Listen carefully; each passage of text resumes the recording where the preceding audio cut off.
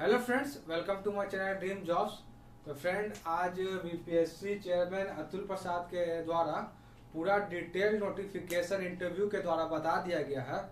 तो मैं आज उसी को आपको बताने जा रहा हूं कि बिहार जो शिक्षक बहाली होने वाली है उसका total post, qualification, syllabus, pattern, salary, आपको हर एक चीज के बारे में संपूर्ण जानकारी मतलब फुल डिटेल्स देने वाला हूँ। और मेरा वीडियो देखने के बाद मैं आपको प्रॉमिस करता हूँ कि आपको एक भी चीज में आपको वैकेंसी के बारे में आपको किसी भी तरह का दिक्कत नहीं आएगा। देखिए, आइए सबसे पहले मैं आपको बता दूं कि ये जो एग्जामिनेशन होने वाला है बिहार टीचर का, वो बीपीएससी कंडक्ट करवाने वाला है।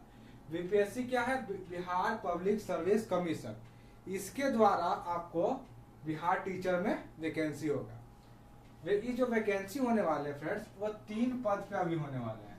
प्राइमरी टीचर, सेकेंडरी टीचर और हायर सेकेंडरी टीचर। मतलब 1 to 5, 6 to 8 और 10। मतलब 6 to 8 लेवल पे भी आप पढ़ा सकते हैं और 6 to 10th लेवल पे भी हो सकते हैं।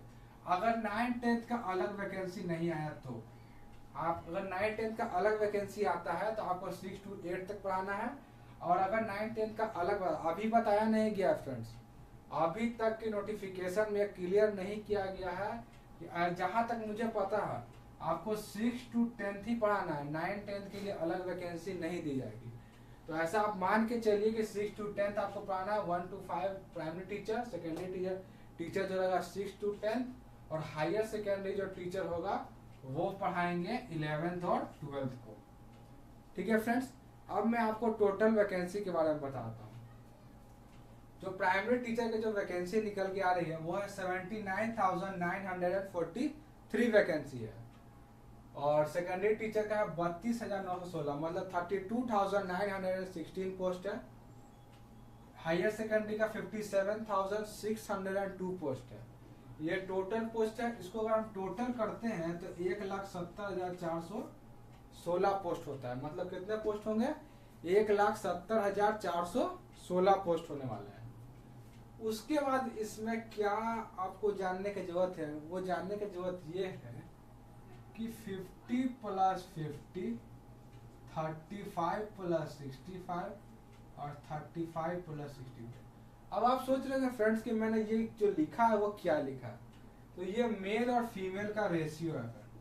मेल फीमेल का रेशियो मतलब जो प्राइमरी टीचर है उसमें 50% महिला के लिए और 50% पुरुष के लिए आपको जो पोस्ट है आरक्षित कर दिए गए हैं। मतलब जो टोटल पोस्ट भरे जाएंगे उसमें से 50% महिलाएं के लिए जॉब होंगी और 50% पुरुष के लिए होंगी।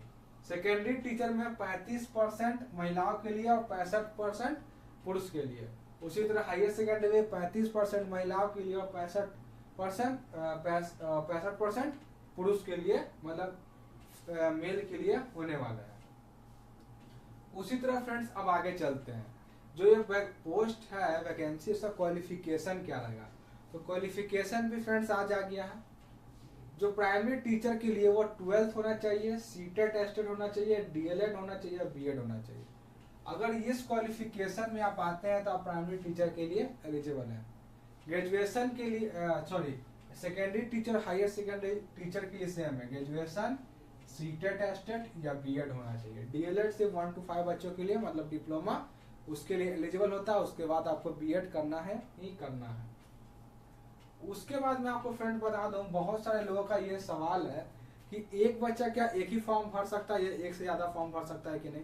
तो मैं बता दूं कि एक बच्चा तीनों फॉर्म को अप्लाई कर सकता है। अगर वो एलिजिबल है तो वो तीनों के लिए फॉर्म को फिलअप करने के लिए छूट है उसको, तीनों फॉर्म भर सकता है। और एग्जाम जो होगा वो भी आपको, जो एग्जाम होगा वो भी आपको 3 days में लिया जाएगा। मतलब प्राइमरी के लिए कोई कर रहा है या हायर सेकेंडरी के लिए कर रहा है या सेकेंडरी के लिए कर रहा है तो उसका जो एग्जाम का जो डेट आएगा वो भी अलग आएगा। वो भी इंटरव्यू में ये बता दिया गया है।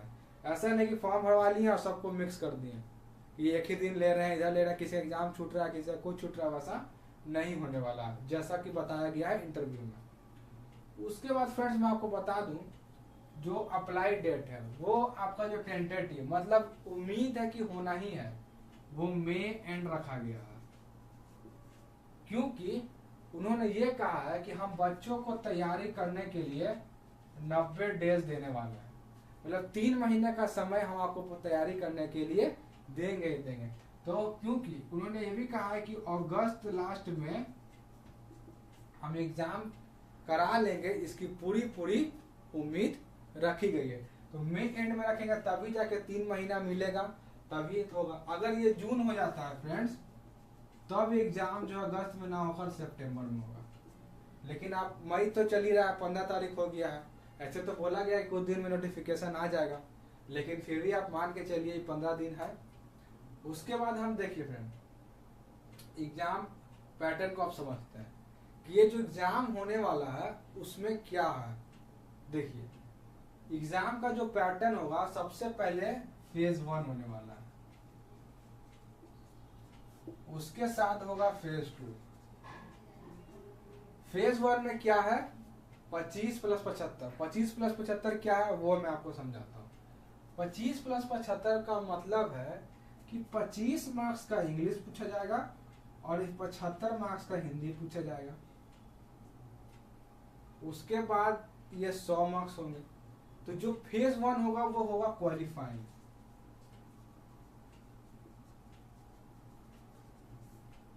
मतलब कि जो फेज 1 सभी को देना, ये तीनों को देना फेज 1।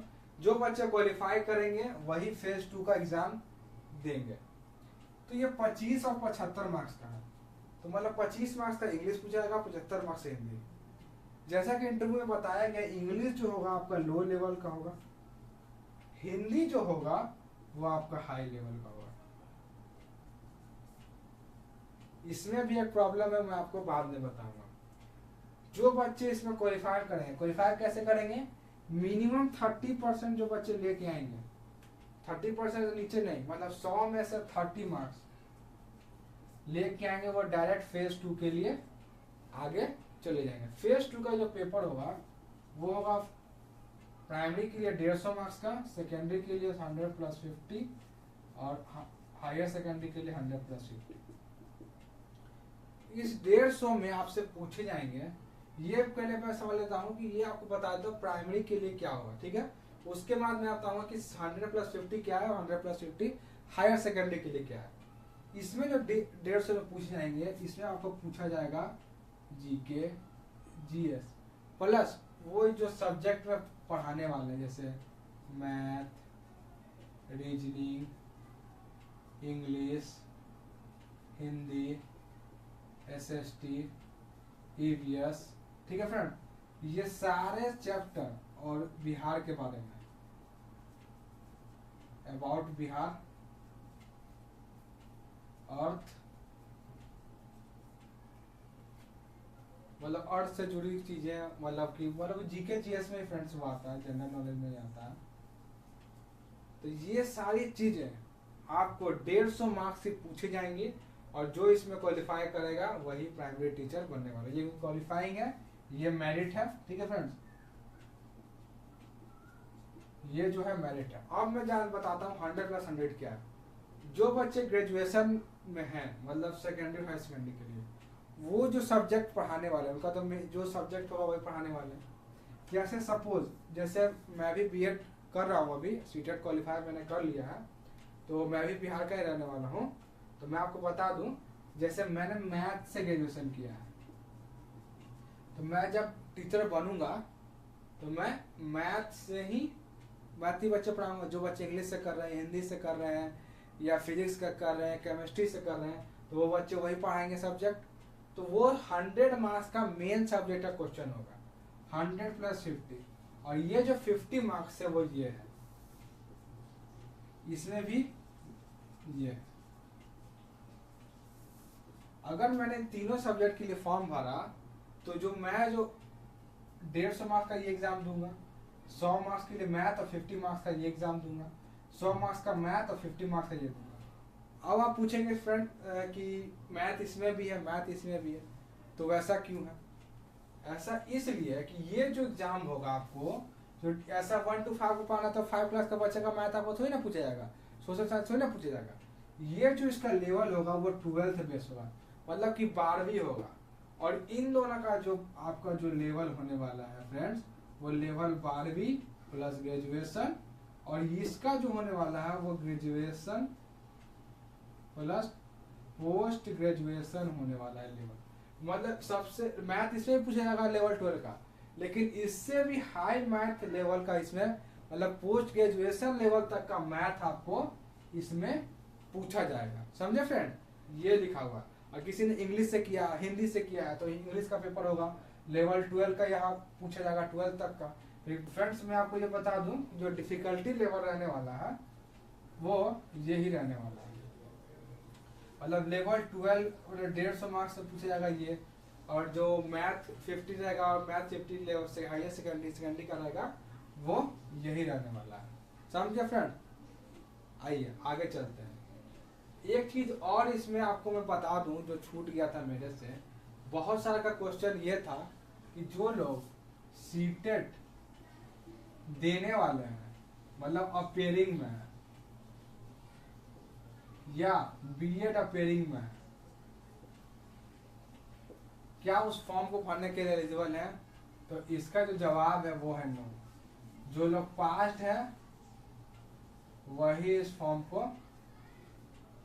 भर सकते हैं। फिर समझे, जो इस फॉर्म को भरने के लिए आपके पास डिग्री होना चाहिए, रिजल्ट मार्कशीट होना चाहिए, तभी आप इस फॉर्म को भर सकते हैं। ये सबसे इम्पोर्टेंट क्वेश्चन है, ये सबसे ज्यादा लोग पूछने वाले सवाल है।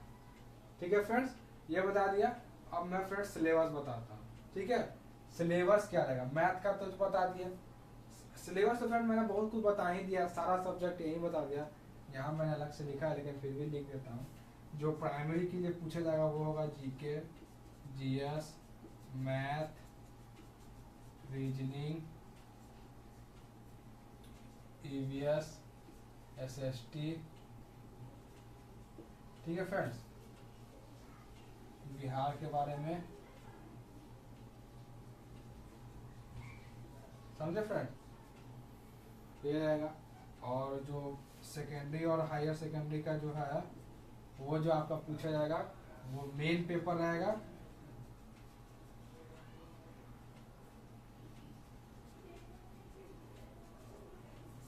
वो आपका मेन पेपर रहेगा फ्रेंड्स। और उसके बाद आपको जो 50 मार्क्स का पूछा जाएगा वो ये प्राइमरी लेवल का जो पूछा गया है वो इसमें पूछा जाएगा। अब मैं फ्रेंड्स आपको ये बताता हूँ, जैसा कि इंटरव्यू में बताया गया था, ये जो 25 मार्क्स का जो ये क्वेश्चन है इंग्लिश का वो लो लेवल का पूछा जाएगा। अब इसमें प्रॉब्लम ये है कि उन्होंने कहा ये क्वालिफाइंग है। अब जो बच्चे टीचर का वैकेंसी भर रहे हैं वो स्टूडेंट है, वो ऑलरेडी गवर्नमेंट का एग्जाम का तैयारी कर रहे हैं। जो नहीं कर रहे हैं वो आगे भी नहीं करेंगे। तो प्रॉब्लम ये है कि उन्होंने कहा 25 मार्क्स और लो लेवल का रहेगा, मतलब उसको कोई भी इजीली भर सकता है। अगर मैं ही रहूं इस एग्जाम को अगर दूंगा तो मैं ऑलरेडी गवर्नमेंट एग्जाम की तैयारी कर रहा हूं। तो जो बच्चे एग्जाम की तैयारी कर रहे हैं इसमें 30 नंबर लाना है। ठीक है फ्रेंड, अगर मैं कितना भी अगर बिना पढ़े भी जाऊं तो इसमें मैं 20 मार्क्स तो इजीली लाऊंगा। तो मैं एसएससी, रेलवे ग्रुप डी या फिर किसी का तैयारी कर रहा हूँ सीएचएसएल का, तो उसमें तो जो एग्जाम का इंग्लिश का लेवल था वो हाई रहता है, इसमें लो पूछा। तो जो बच्चे गवर्नमेंट एग्जाम का ऑलरेडी तैयारी कर रहे हैं वही इसका तैयारी करेंगे। वो ऐसा नहीं कि बीएड कर लिए हैं और सिर्फ उसका तैयारी कर रहे हैं और हिंदी इंग्लिश नहीं पढ़ रहे हैं, ऐसा तो है नहीं। तो इसमें ये भी फीडबैक है कि आपके लिए मतलब उनको बोलूँ तो उनके लिए गलत है, और हम लोग के लिए, हम एज ए स्टूडेंट के लिए बोले तो बहुत अच्छा है कि सारे के सारे बच्चे लगभग 90% बच्चे इसको इजीली क्वालिफाई कर लेंगे फेज 1, क्योंकि 30 मार्क्स लाना है और क्वालिफाई कर जाना है। अगर 20 मार्क्स में लिया है तो इसमें हिंदी अगर आप नहीं भी पढ़े, मैंने बोल दिया कि आप हिंदी नहीं भी पढ़े तो आप इसमें से 75 में से ऐसा कोई बच्चा नहीं जो 10 मार्क्स नहीं लेके आ सकता। तो 30 मार्क्स तो आपको ऐसे ही आ जाएंगे। 35 नंबर आ गए, 40 नंबर आ गए तो और अच्छा है, ये आपको आ जाएगा फ्रेंड्स। उसके बाद आइए देखिए, इसमें जो आपका है 150 मार्क्स का जो पूछा जाएगा, ये जो 50 मार्क्स का रखा है इसमें छोड़ डिफरेंट, प्राइमरी लेवल का तो पूरा पढ़ना है। 100 मार्क्स का जो है इसमें, अब इसमें जो 150 मार्क्स का जो है इसमें मैक्सिमम कटअप बनेगा वो 90 बनने वाला है। इससे ज्यादा तो आपका कटअप बनने वाला नहीं है। तो 100 मार्क्स का तो मेन पेपर है, इस 50 में से 30 मार्क्स का जो आपको पूछा जाएगा मेरे अनुभव का वो होगा मैथ, रीजनिंग, जीके, जीएस। ठीक है फ्रेंड्स, 30 नंबर तो हम लोग इसमें से ले आएंगे, बचा 60 नंबर। अब हमें हमेशा इस पूरे पैटर्न को जो देख रहे हैं, जो बच्चे एलिजिबल हैं, उनको सिर्फ और सिर्फ अगर नौकरी लेना चाहते हैं तो अदर चीज पढ़ने के अलावा आप सिर्फ मेन पेपर पे ध्यान दें। जैसे मेरा मेन पेपर मैथ है, जिनका इंग्लिश है, जिनका फिजिक्स है, जिनका केमिस्ट्री है, वो मेन पेपर मतलब किया जैसे मैथ है तो मेन पेपर में ध्यान दे और पूरे 3 महीने अभी से लेकर अगस्त तक सिर्फ मैथ या इंग्लिश उसी सब्जेक्ट को पढ़े। अगर उस 100 में से 90 नंबर खुद ले आते हैं या 80 नंबर या फिर मैक्सिमम अगर बहुत टफ रहेगा तो अगर 75 नंबर भी ले आते हैं तो उनका जो इसमें का जो तो रहेगा कंपटीशन का, मतलब 3-4 घंटे ये पढ़ लिए। ऐसा तो नहीं समझेगा कि इसमें हम लोग का होने वाला है तो हम लोग एसएससी की भी तैयारी कर रहे हैं तो ये तो कर ही रहे हैं, तो 3 घंटे ये 4 घंटे ये पढ़ लेंगे और बाकी का 4 घंटा हम लोग मेन पेपर मैथ पढ़ेंगे, क्योंकि ये एडिशनल सब्जेक्ट है फ्रेंड। हम लोग को तो ये सब तो हमेशा पढ़ना है, ऐसा नहीं कि इसमें नौकरी हो ही जाएगा। और इस बार जो वैकेंसी है, इतनी ज्यादा वैकेंसी इन्होंने दी है कि अगले 6-7 साल के लिए तो फिर आप भूल जाइए वैकेंसी। तो जो लोग कर रहे हैं तो ये लास्ट अपॉर्चुनिटी है, उसके बाद तो वैकेंसी आने वाला है नहीं। ठीक है फ्रेंड्स, तो सारा के जितने भी लोग एलिजिबल हैं मेन पेपर फोकस कीजिए और मेन ही पेपर आपको नौकरी दिला देगा फ्रेंड्स। उसके अलावा आप कुछ भी नहीं पढ़ने का जरूरत है। और जिन्होंने पूरा फोकस कर लिया कि मेरे को इसी में जॉब चाहिए, वो मेन पेपर ही में पढ़ें, उसके अलावा उनको कोई भी चीज पढ़ने की जरूरत नहीं। अब फ्रेंड्स मैं लास्ट आपको अब एक चीज और बता देता हूँ सैलरी के बारे में। बहुत से लोग पूछते हैं सैलरी के बारे में भी। तो जो प्राइमरी का जो सैलरी है फ्रेंड्स वो 40,630 रुपीज है टोटल। सेकेंडरी का जो है वो है 46,130 और हायर सेकेंडरी का जो है वो 50,130 है। ये आपका फ्रेंड्स सैलरी है।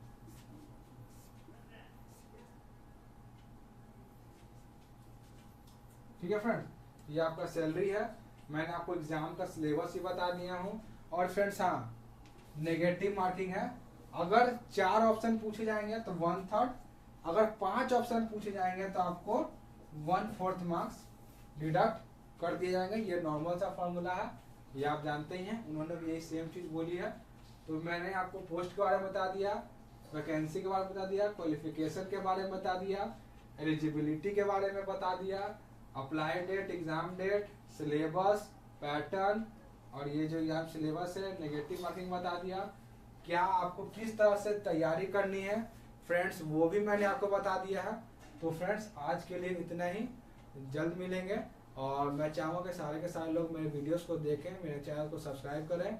मैं इसी तरह वीडियो बनाते रहूँगा। अभी मेरा 100 सब्सक्राइबर पूरा हो चुका है, तो मेरा एम है कि जल्द से जल्द 1000 सब्सक्राइबर मेरा पूरा हो जाए। तो आज के लिए इतना ही। For latest update please subscribe my channel and like and share. Thank you. जय हिंद।